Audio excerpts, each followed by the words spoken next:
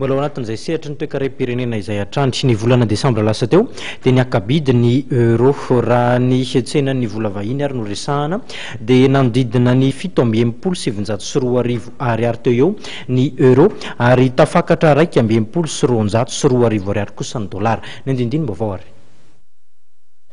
niakatra izay tsizy ny sandan'ny euro ny volana desambra lasa teo ary nanakaiky mihitsy ny 3 ariary.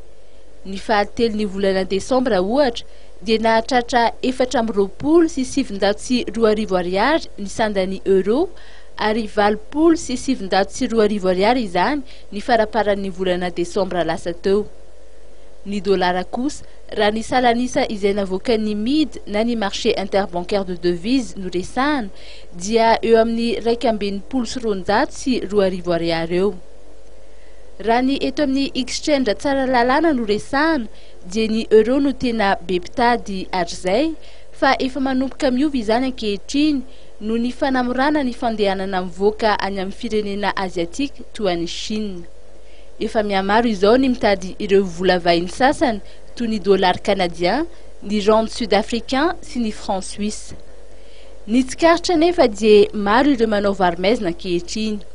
Hatreto anefa dia mbola tsy misy rafim-panjakana mazava manara-maso akaiky an'izany, any ka ny 20% ny tsenan'ny vola vahiny dia lasa nireny avokoa fa ny 20% ihany no mandalo ny banky fohy be sy ireo mpanakalo vola ara-dalàna na ny bureau de change izany.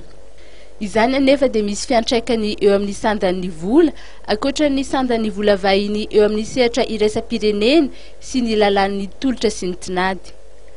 Manontany tena ny maro raha mbola voatana amin'ny sandany amin'izao ny euro sa iendanja na ihany koa hiakabidy. Raha tsy midina ny sandan'ny euro dia ahina indray ny fiakaran'ny vidim-piainana eto amintsika.